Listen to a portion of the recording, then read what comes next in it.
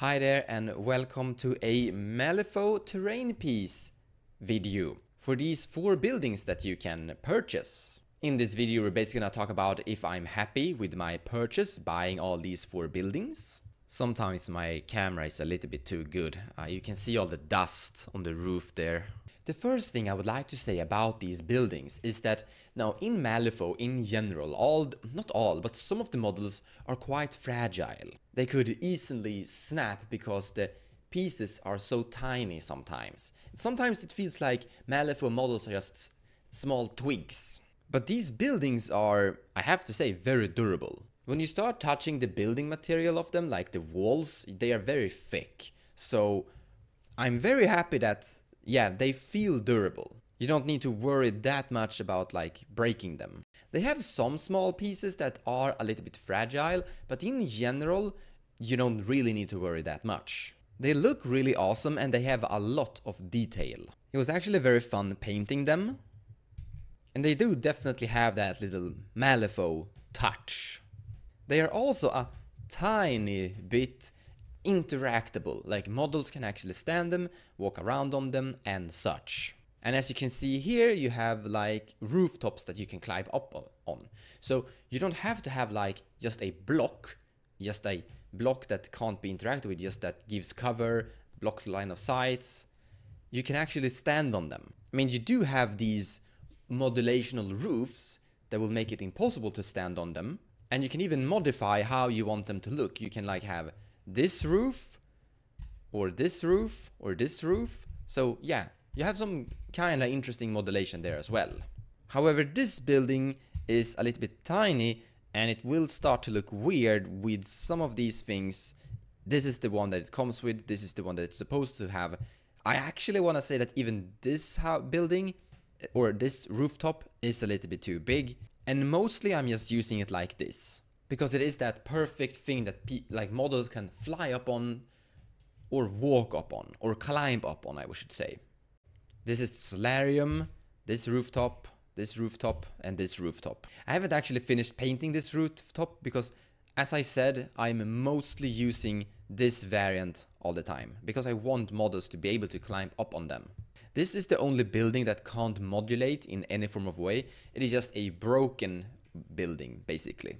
But you also have, when you purchase this building, you also get these like ladders, or what you want to call them, that you can walk up on. And there are some pretty interesting modulation here as well.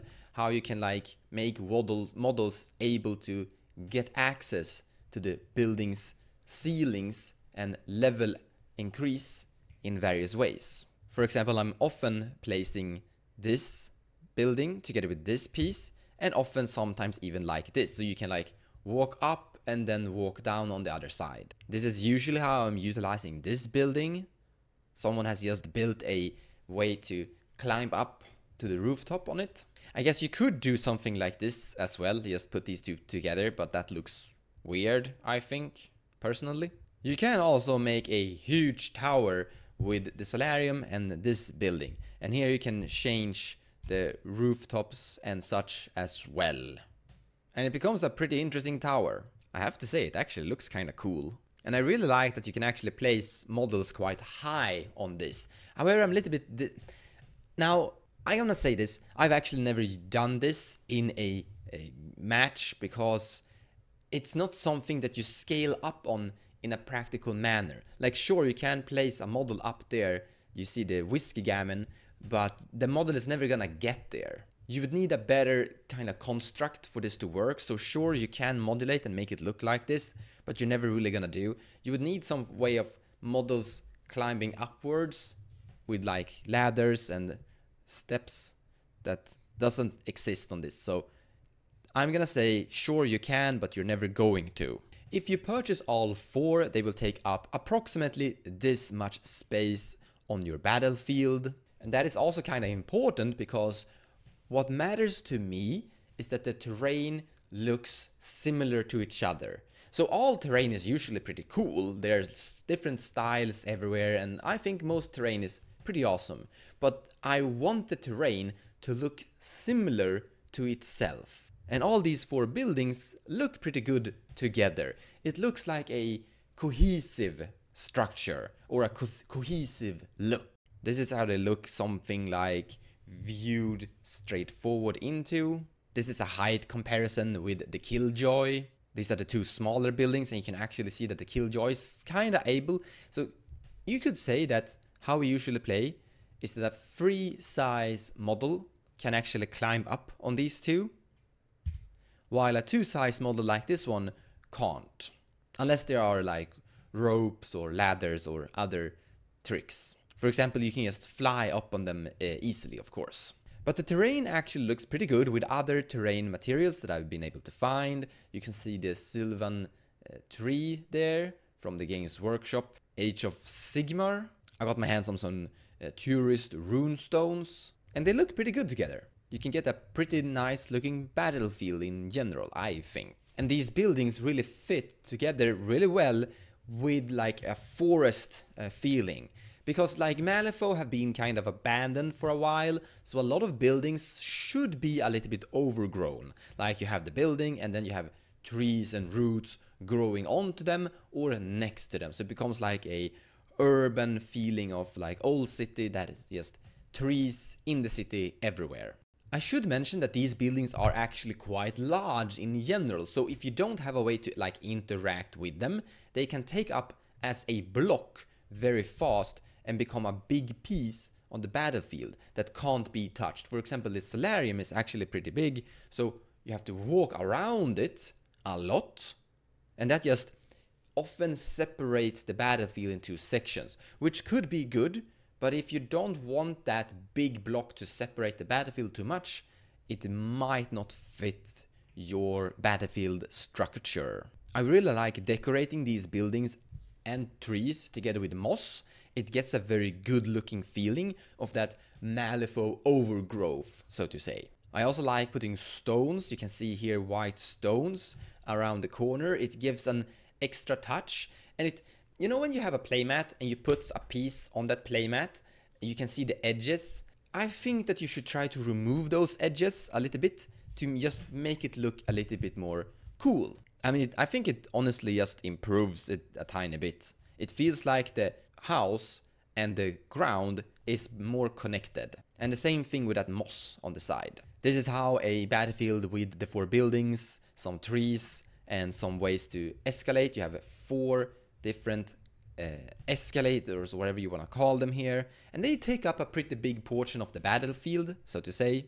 And you also gain some very cool elements. For example, here you can climb up, you can stand and shoot, and then you can climb down on the other side, so you can like see over other models and such. These buildings are, like I said, quite large, and they take up a lot of block space, but you still get these like corridors you can walk through and such. But you will have a separation of the crew because it's a very narrow pathway here between that tree and the house. So you might, it's kind of forcing you to spread out sometimes in the games with this kind of terrain.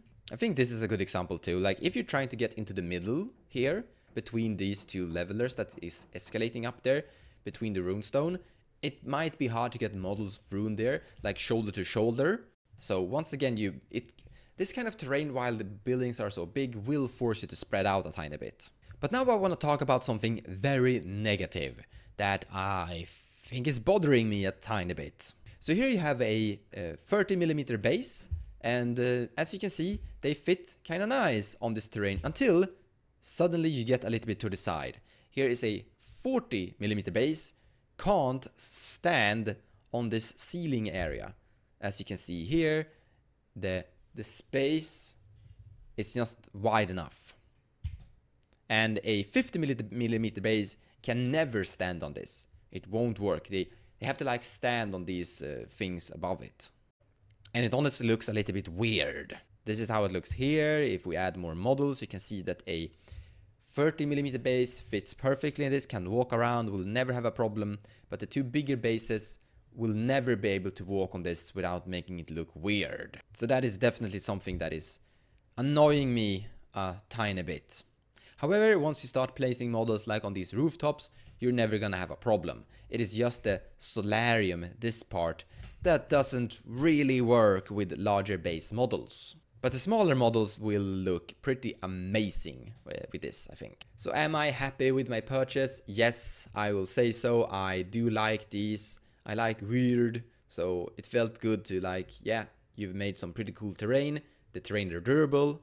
I like the look. I like painting them. I like all the details.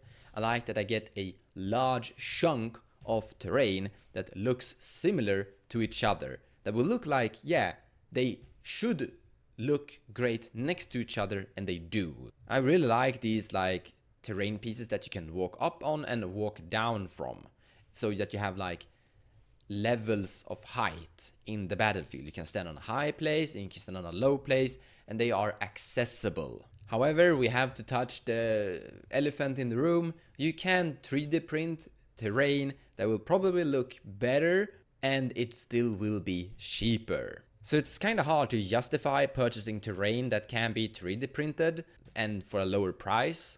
I mean, why purchase something expensive when you can purchase something cheaper? There is a small advantage by purchasing these terrain pieces, that sometimes it's hard to find terrain that will look great together next to each other if we're gonna 3D print everything. Sometimes you can find like a big bundle of terrain that's gonna work great together, but here you're getting terrain that will look great next to each other. You can achieve that with 3D printing, but it's not always that easy, depending on what kind of look you're actually going for. So for an example, if Weird were actually to produce and sell a fifth house, a fifth building or fifth of something of this, I would probably purchase it because I predict that it's going to fit into the look concept that I have. That's all for this time. Thank you so much for watching, and I hope you enjoyed the video.